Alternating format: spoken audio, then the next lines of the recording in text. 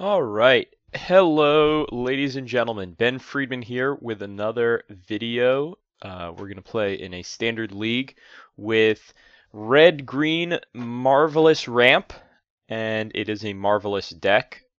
We have a high energy permanent here in Aetherworks Marvel and a high mana cost permanent in here in Emrakul, the Promised End. So this is kind of a special blend of red-green ramp and Aetherworks Marvel. Niels Norlander played a similar deck at the Pro Tour and went 8-2 in Constructed. So we're going to try it out and see if the inclusion of soft Aetherworks Marvel hits like Ishkanah Grafwidow can stall the board against decks like Blue-White Flash in order for us to eventually bring down a hard-cast Emrakul, the Promised End. We're not 100% sure that this is going to work out, but I'm interested in seeing what we can accomplish. We've got obviously 4 Aether Hubs, 2 Evolving Wilds, 8 Forests, 4 Game Trails, 3 Mountains, and a Wastes. Now the Wastes is for the flashback on World Breaker, as well as some special sideboard technology that you will see in a moment.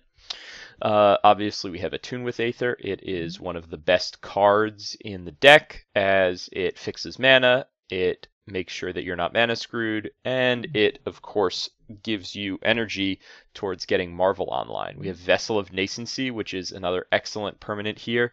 It puts cards like Kozilek's Return in the graveyard. It digs hard for Aetherworks Marvel, and it will also, in a pinch, find us a Woodweaver's Puzzleknot if we need some extra energy to fire off our Marvel.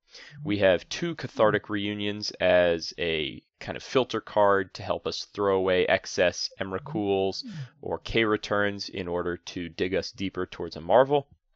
We have 4 Harness Lightnings, a great removal spell that also gives us extra energy in a pinch towards Aetherworks Marvel. 4 Servant of the Conduits, which can enable us to actually slam down an Aetherworks Marvel before the opponent has Spell Queller mana available on turn 3 on the play. We have Woodweaver's Puzzleknot, which is the big Aetherworks Marvel energy buff card, which is excellent, although it's a kind of a low-powered card individually. You know, synergy with Marvel means that it merits its inclusion. We have Kozilek's Return, which is a great sweeper, and it's actually reasonably well positioned again in Standard. We have Chandra, Torch of Defiance, which actually, incidentally, can result in some really, really busted turn 5 Emrakul, the Promised Ends, because if we get to 7 mana on turn 5, we can cast a 7 mana Emrakul, assuming that we've put artifact, creature, instant, sorcery, enchantment, land, etc. in our graveyard. We've got a variety of card types, so we're actually possible to cast an Emrakul just au naturel on turn 5. Obviously, Marvel is a huge centerpiece of the deck. It is a powerful card. Not that much that needs to be said about that. We've got Ishkanah Grafwidow, a key piece to hold the ground to get us to Emrakul as fast as possible while not dying. We have World Breaker, which is a 5th soft hit with Aetherworks Marvel, as well as a nice resource if we need to answer problematic permanents from our opponents, artifacts, enchantments, lands, etc. As we get into the sideboard, we see, that was the reason I wanted the Wastes, Thought-Knot Seer. Then we've got Tireless Tracker as a sideboard juke against opponents who will board out some of their removal. 2 more Kozilek's Returns for the aggro matchup.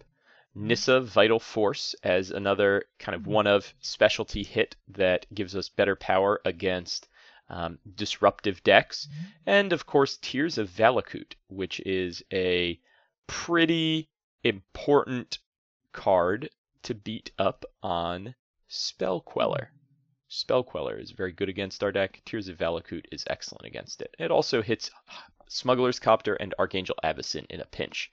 So, without further ado, let's get into some games.